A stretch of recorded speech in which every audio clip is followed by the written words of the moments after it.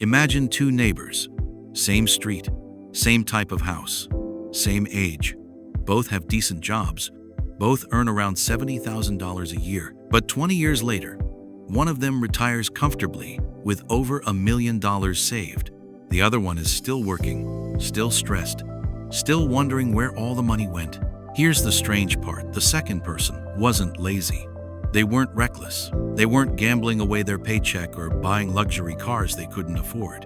In fact, by every visible measure, they looked like they were doing everything right. So what happened? What if I told you that the very habits, beliefs, and financial decisions that feel responsible, the ones that feel like you're playing it smart, are actually the same ones quietly draining your wealth over time? This is what economists and behavioral finance researchers call the middle class trap. And the reason it's so dangerous is simple. It doesn't feel like a trap. It feels like stability. Most of us grow up with a very specific mental picture of what financial success looks like. You get a good job. You buy a house. You drive a reliable car. You upgrade when you can afford to. You save a little. You spend the rest. You live comfortably. And that picture isn't wrong, exactly, but it's dangerously incomplete. Because here's what that picture leaves out: the difference between spending money and putting money to work, between looking financially stable and actually building wealth. The middle class, broadly speaking, is stuck in a very specific pattern. Income comes in, lifestyle expands to meet it, and very little actually accumulates, month after month, year after year. And the frightening thing is, most people don't notice until it's too late to easily fix it. There's a term for this. It's called lifestyle inflation, but it goes much deeper than just spending too much on nice things. It's a psychological trap built into the very way we think about money, status, and what we deserve. Let's break it down. Picture your income as water flowing into a bucket. When you're starting out, the bucket is small, but as you earn more, the bucket gets bigger. That should mean more water stays in, right? But here's the problem. Every time the bucket gets bigger, so do the holes in the bottom. A bigger house means a bigger mortgage, bigger utility bills, bigger maintenance costs. A nicer car means higher insurance, higher fuel costs, higher repair costs. Private school for the kids, nicer vacations because you can afford it now. A gym membership you use twice a month. Subscriptions stacking up like unpaid library books. A wardrobe that needs refreshing every year because you have a certain image to maintain at work. None of these things are unreasonable on their own, but together they create something economists call consumption creep. Your spending quietly expands to absorb every raise, every bonus, every promotion. And your savings rate, the actual percentage of income you're keeping, stays exactly the same, or gets worse. Here's where the psychology gets really interesting. Our brains are wired to compare, not to the version of ourselves 5 years ago, but to the people around us right now. Your colleague buys a new car. Suddenly, your perfectly fine car feels a little older. Your neighbor renovates their kitchen. Suddenly, yours feels a little outdated. You get a raise, and your friend group upgrades their lifestyle. So you upgrade yours too, just to keep pace. Psychologists call this social comparison theory. We evaluate our own financial situation not by any objective standard, but by looking sideways. And in a world of social media, where everyone is projecting their highlight reel, the comparison never stops. This is why so many people who earn more than their parents ever did still feel financially stuck. Because the invisible ceiling keeps rising, the goalpost keeps moving, and the money keeps disappearing into a lifestyle that always needs just a little bit more. Now here's the insight that changes everything. And it's something most financial education completely glosses over. Wealth is not about how much you earn. It's about the gap between what you earn and what you spend. And more importantly, what you do with that gap. Think about it this way. Person A earns $100,000 a year, spends $95,000, and invests $5,000. Person B earns $60,000 a year, spends $40,000, and invests $20,000. 20 years later, who has more wealth? Despite earning significantly less, Person B is building wealth more than 4 times faster. This isn't a math trick.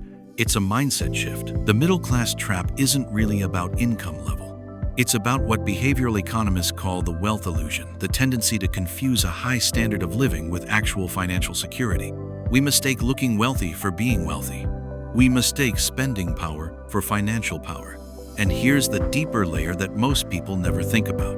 Every dollar you spend today isn't just a dollar. It's the future value of that dollar, the compound growth it could have generated if it had been invested instead. Let's make this concrete. Say you decide to upgrade your car payment by $400 a month. A very common, very normal decision for someone who just got a raise. That's $4,800 a year.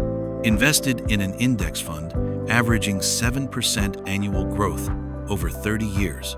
That $400 per month becomes approximately $485,000. You didn't just spend $400 a month on a nicer car. You traded almost $500,000 in future wealth for a slightly smoother ride. Now multiply that across a dozen similar decisions: the bigger house, the annual vacations, the restaurant meals, the wardrobe upgrades, and you start to see why so many people arrive at retirement age financially unprepared, despite having earned good money their entire lives. This is the quiet theft.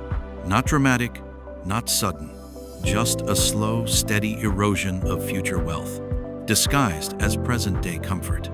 There's also another dimension to this trap that rarely gets talked about, and it has to do with assets versus liabilities. Robert Kiyosaki made this concept famous in Rich Dad, Poor Dad, but the idea is even simpler than how it's usually explained. An asset puts money into your pocket. A liability takes money out. A house you live in, especially with a large mortgage, is largely a liability. It costs you in taxes, maintenance, insurance, and interest. A rental property that earns income is an asset. Stocks that pay dividends are assets. A business that generates revenue is an asset. The middle-class pattern, almost universally, is to acquire liabilities and call them assets. To feel wealthy because you own a house and 2 cars and a full closet, while your actual net worth, your actual financial freedom, remains fragile. Meanwhile, the people quietly building real wealth are doing something different. They're not necessarily earning more. They're thinking differently about where their money goes next. So, what do you actually do with this? The first step is to audit the gap. Not your income, your gap. Take what you earn after tax. Subtract what you genuinely save and invest. The number left is your consumption rate. For most middle-class households, that number is uncomfortably high. Awareness alone can shift your behavior because it turns the invisible visible. The second thing is to automate wealth before lifestyle can claim it. One of the most powerful habits of people who consistently build wealth is that they pay themselves first. Before the money has a chance to disappear into lifestyle, a percentage goes automatically into savings or investments. The lifestyle then adapts to what's left, not the other way around. The third shift is to start thinking in terms of assets, not objects. Before a major purchase, ask one simple question: does this put money in my pocket or take money out? Not every purchase needs to be an asset. Life is meant to be lived. But if almost everything you're buying is a liability, the pattern needs to change. And finally, resist the comparison. Social comparison is one of the most powerful forces in personal finance and almost entirely invisible. The Joneses are often broke. The neighbor with the beautiful renovation may be carrying serious debt. The colleague with the luxury car might have nothing saved for retirement. Status spending is a race with no finish line and no prize.